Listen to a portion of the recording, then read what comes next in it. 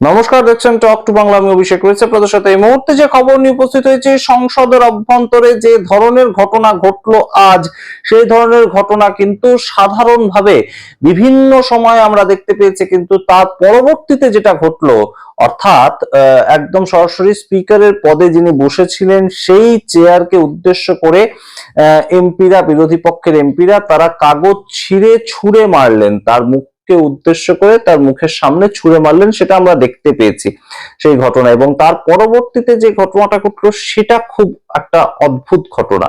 এবং কোনো মতেই রাহুল গান্ধীকে বলতে দেওয়া হবে না, রাহুল গান্ধীকে তার সময় ডিস্টার্ব করা হবে, সেটার জন্য 8 জন বিরোধী পক্ষের সাংসদকে সাসপেন্ড করে দেওয়া হলো। এবং তার পরবর্তীতে সাসপেন্ডেড সাংসদদের নিয়ে রাহুল গান্ধী এবং প্রিয়াঙ্কা গান্ধী সংসদের বাইরে বেরিয়ে এসে প্রোটেস্ট করেন, মার্চ করেন। এবং অবশ্যই তারা এই যে ছবিটা তুলে আনছেন, দেশের মানুষের কিন্তু কৌতূহল আরো বাড়ছে। আপনারা এই যে ভিডিওটা এই মুহূর্তে দেখছেন, আপনাদের মনেও তো একদম জিজ্ঞেস সেটা থাকবে যে কেন রাহুল গান্ধীকে বলতে দেওয়া হচ্ছে। রাহুল গান্ধী একটা ব্যক্তি, তিনি ভারতবর্ষের প্রাক্তন সেনা প্রধান ছিলেন, এবং সেই সেনা প্রধান তার লেখা কিছু অংশ পড়তে চাইছেন, তো কেন তাকে বলতে দেওয়া হচ্ছে না? সেখানে কি এমন রয়েছে, এই প্রশ্ন তো আপনাদের মনে উত্থাপিত হবে।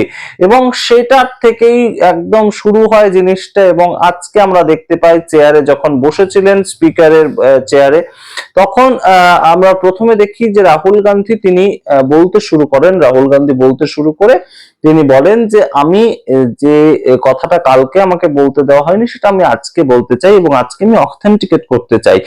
আমার সম্পূর্ণ কথা আমি কিসের থেকে বলছি, কোন বই থেকে বলছি, সম্পূর্ণটা আমি অথেন্টিকেট করতে চাই। কিন্তু তখনই চিৎকার চেঁচামেচি শুরু হয়ে যায় এবং কোনো মতেই তাকে বলতে দেওয়া হয় না। এবং বিরোধীদের পক্ষ থেকে তখন বলা হয় যে রাহুল গান্ধী হচ্ছেন লোকসভার বিরোধী দলনেতা, তিনি কোনো মতেই যদি কথা না বলেন তাহলে আমরা বলবো না। কারণ স্পিকারের পদে যিনি বসেছিলেন, তিনি রাহুল গান্ধী যখন বলছেন না, সেটা দেখে বিভিন্ন মানুষের নাম ডাকতে শুরু করেছিলেন। তার মধ্যে শতাব্দী রায়, পশ্চিমবঙ্গের বীরভূমের সাংসদ, তার নামও ডেকেছিলেন তৃণমূল কংগ্রেসের পক্ষ থেকে, কিন্তু তিনিও বলেননি। অন্য দুজন সাংসদ তাদের নাম ডেকেছিলেন, তারাও বলেননি। এবং তাদের সবার বক্তব্য ছিল রাহুল গান্ধী এলওপি, তিনি লোকসভার বিরোধী দলনেতা, তো তাকে যদি তার কথাটা বলতে না দেওয়া হয়, আমরা কেউ বলবো না।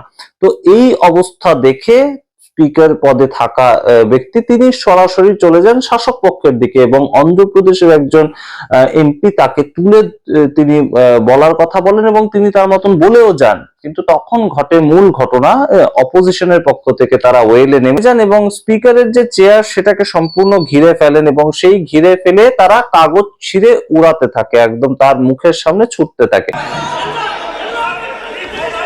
माननीय श्री डीएम खातिर आनंद, माननीय श्री डीएम खातिर आनंद, माननीय Shri GM by sustained reforms and historical public investment, we are witnessing the emergence of a new development trajectory. Our national कार्यवाही 3 मई तक स्थगित किया गया है।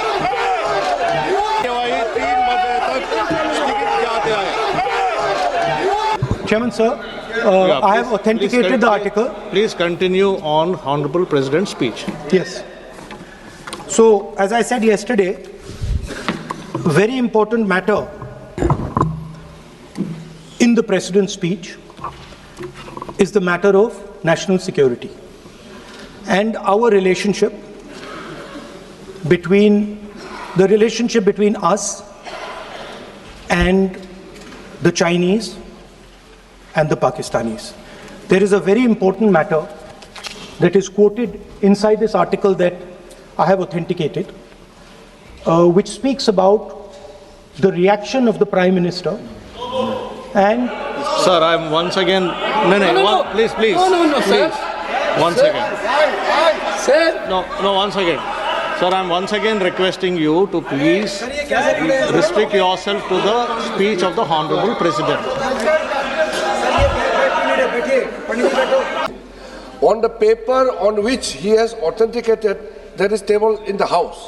But what I'm saying is, when a ruling has already been given, on a matter which he referred yesterday, he can't be quoting same matter again in a pretext of making a reference indirectly. He cannot refer on the same matter. Please continue with your speech. We are waiting. পরবর্তীতে সঙ্গে সঙ্গে উঠে দাঁড়ান লোকসভার parliament affairs মন্ত্রী কিরেন রিজিজু, এবং কিরেন রিজিজু তিনি উঠে দাঁড়িয়ে সঙ্গে সঙ্গে বলেন যে এই 8 জনের বিরুদ্ধে আমরা একদম সাসপেনশনের প্রস্তাব আনতে চাই, এবং সাসপেনশনের প্রস্তাব আনতে চাই তো আনা হলো, এবং আনা হলো যখন সংখ্যার ভিত্তিতে সেটা পাসও হয়ে গেল, এবং 8 জন সাংসদকে অপোজিশনের পক্ষ থেকে এই মুহূর্তে সম্পূর্ণ সাসপেন্ড করা হয়েছে। তাদের নাম আপনাদের জানিয়ে দিই। মানিককাম টেগর, আপনারা জানেন কংগ্রেস তরফ থেকে অত্যন্ত ভোকাল একজন সাংসদ। তার সঙ্গে যাদেরকে এই সাসপেন্ড করে দেওয়া হয়েছে, বাকি 7 জনের নাম জানাই। গুরজিত অজলা, হাবি ইডেন, ডিন কুরিয়াকোস এবং প্রশান্ত পাডোলে, কিরণ কুমার রেড্ডি, এস ভেঙ্কটেশ্বর এবং অমরিন্দর সিং রাজা। এবং এই 8 জনকে নিয়ে পরবর্তীতে প্রিয়াঙ্কা গান্ধী এবং রাহুল গান্ধী তারা বাইরে আসেন, এবং বাইরে সংসদের বাইরে তারা মার্চ করেন, তারা প্রতিরোধ দেখান। এবং অবশ্যই এই মুহূর্তে সবচেয়ে তাৎপর্যপূর্ণ যে বিষয়টা, এর আগেও কিন্তু এই ঘটনা ঘটেছে, অর্থাৎ এই কাগজ ছুঁড়ে মারা হয়েছে কিন্তু একদম শাসক পক্ষের দিকে। এটা নতুন কিছু নয়। আপনারা হয়তো ভাবতে পারেন যে একদম নতুন ঘটনা, একদম স্পিকারের পদে যিনি বসে থাকবেন তার দিকে কাগজ ছুঁড়ে মারাটা তো সঠিক নয়। সঠিক নয়, যেমন এই ঘটনা কিন্তু আগেও ঘটেছে, কিন্তু এরকম সাসপেনশনে চলে যেতে হয়নি। এই সাসপেনশনের প্রস্তাবটা কেন আনলেন কিরেন রিজিজু? যাতে রাহুল গান্ধীকে কিছু বলতে না দেওয়া হয়, রাহুল গান্ধী ওই বইটার থেকে যেন কিছু পড়ে না ফেলেন, কারণ তখন তার বলার সময় ছিল। এই ধরনের অসভ্যতা করছে, এদেরকে সাসপেন্ড করা উচিত, এই ধরনের প্রস্তাব এনে সম্পূর্ণ বিষয়টাকে ঘুরিয়ে দেওয়া হয়েছে। তা না হলে আপনাদের মনে করিয়ে দিই, এর আগে অমিত শাহ দেশের স্বরাষ্ট্রমন্ত্রী, তার মুখে পর্যন্ত কাগজ ছুঁড়ে মারা হয়েছে। কোন সময় আপনাদের মনে করাই, তিনি এর আগে যে শীতকালীন অধিবেশন, তার আগের যে অধিবেশন, সেখানে হঠাৎ একটি বিল নিয়ে আসেন শেষ দিনে।